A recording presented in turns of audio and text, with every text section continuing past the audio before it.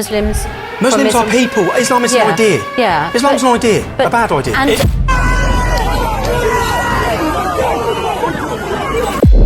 Britain is waking up, June 2026. Not from a single spark, but from years of accumulated frustration finally boiling over into open resistance. Ordinary Britons, parents, workers, and communities across towns and cities are standing up and saying enough is enough. Protests, rallies, online movements, and public demands are growing. Mass deportations for criminal and extremist elements, an end to unchecked mass migration, and a direct message to those who refuse to integrate: pack it up and go home. This isn't fringe anymore. This is a shifting public mood confronting lived reality on the streets. But real quick, before we expose the full scale of this awakening, let's be honest. Mainstream media and the political class desperately frame these voices as far-right or Islamophobic, while downplaying failures in integration, grooming scandals, crime patterns, and cultural clashes. That's why we built British Front Media.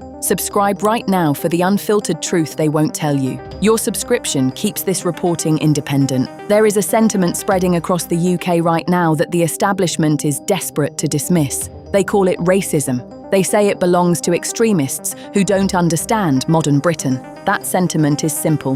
Britain for the British, integration or deportation, and protect our culture and communities. And they're half right. Not every voice is measured. But here is what is also true, and what they absolutely do not want you thinking about too deeply. Public concern over rapid demographic change, failed integration, and specific community patterns is now mainstream. You can call it what you want: a cultural backlash, a push for sovereignty, a demand for reciprocity, a breaking point. We're going to call it what growing numbers of ordinary Britons living through it already know it to be. And we are going to prove it, reason by reason, with polls, inquiries, events, and the kind of data that politicians quietly hope stays buried. Before we get into the reasons themselves, the reason you are watching this channel is because the mainstream press covers these stories for 48 hours and then moves on while accusing critics of hate. We don't move on. If this is the kind of reporting you think Britain needs right now, subscribe immediately, because what follows is one of the clearest breakdowns of the UK's integration and migration awakening you will find. Before we name the reasons, we need to understand the national backdrop, because what is happening is not isolated rage. It is the expression of a decade-plus national failure in multiculturalism and border control that has finally reached boiling point. Recent polling shows 1 in 6 Britons believe the growth of the Muslim population poses a foundational threat to UK culture. Significant portions question compatibility with British values, with many feeling Muslim immigrants have a negative impact overall. Public concern about immigration remains extremely high. Let that land. After years of being told concerns were bigoted, ordinary citizens are no longer staying silent. Reason number 1. Public sentiment has hardened dramatically on Muslim integration and demographics. Polls consistently show deepening worry. Large numbers of Britons now view rapid Muslim population growth and parallel societies as a cultural threat. Surveys indicate many believe Muslim immigrants have a negative overall impact compared to other groups. While a majority still acknowledge prejudice exists, attitudes towards compatibility and the need for stronger integration have shifted negatively. This is driving visible pushback. Protests with chants telling non-integrating groups to leave, demands for cultural preservation, and rejection of further mass migration from incompatible backgrounds. Reason number 2, the grooming gang scandal. Years of institutional betrayal that shattered public trust forever. The Rotherham, Rochdale, Oldham, and other scandals revealed systematic failures where authorities ignored the abuse of thousands of mostly white British girls by predominantly Pakistani Muslim grooming gangs, citing fears of racism. A 2025 Casey audit and the ongoing independent inquiry into grooming gangs, launched 2026, are examining the national scale, with estimates of victims running into the tens or hundreds of thousands across decades. This betrayal, where political correctness protected perpetrators over victims, is a core driver of the current revolution. Communities demand full accountability and an end to similar patterns. The message is unmistakable.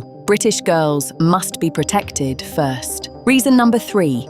Riots, protests, and flashpoints like Southport exposed raw, unfiltered tensions. The 2024 Southport stabbings of 3 young girls triggered widespread unrest rooted in broader anger over immigration, integration failures, and perceived two-tier policing. Protests featured direct demands to send them home and confrontations over cultural change. Similar demonstrations continued into 2025 to 2026 against hotels, mosques, and migration policies. While violence is rightly condemned, the underlying peaceful sentiment, rejection of open borders and failed multiculturalism, has only grown stronger. Britons are visibly telling certain communities refusing British norms to pack it up. Reason number 4: crime, terrorism, street harassment, and cultural clashes linked to failed integration. High-profile Islamist terrorism, grooming patterns, and reports of street-level issues in specific areas fuel public anger. Many Britons link these to broader integration failures and parallel societies.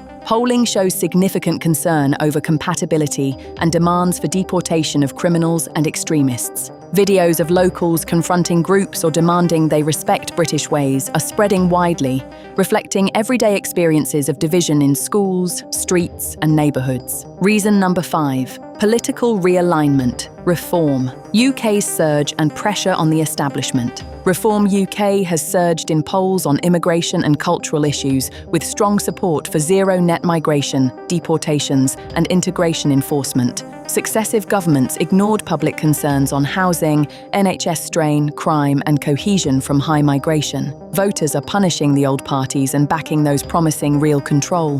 The revolution is electoral as much as cultural, demanding policies with teeth. Reason number 6: everyday lived experiences in schools, communities, and high streets under strain. Parents report cultural clashes and grooming risks in schools. Residents in transformed towns feel like strangers in their own areas due to rapid change, crime, and non-integration. This personal level turns frustration into action.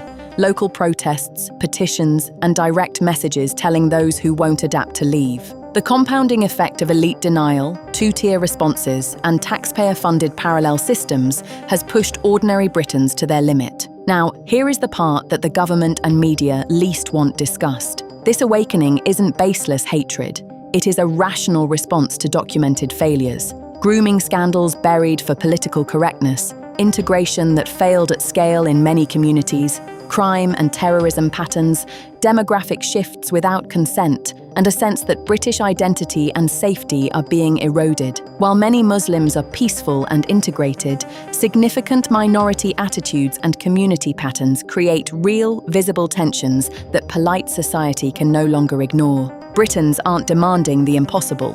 They want secure borders, equal application of law, protection of women and children, and newcomers who fully embrace British values or face deportation. So here's where we stand in June 2026. Protests and public demands continue. The grooming inquiry is active. Reform surges in polls. Public opinion on Muslim integration and immigration has hardened further. Some policy tweaks occur, but core cohesion issues remain unresolved.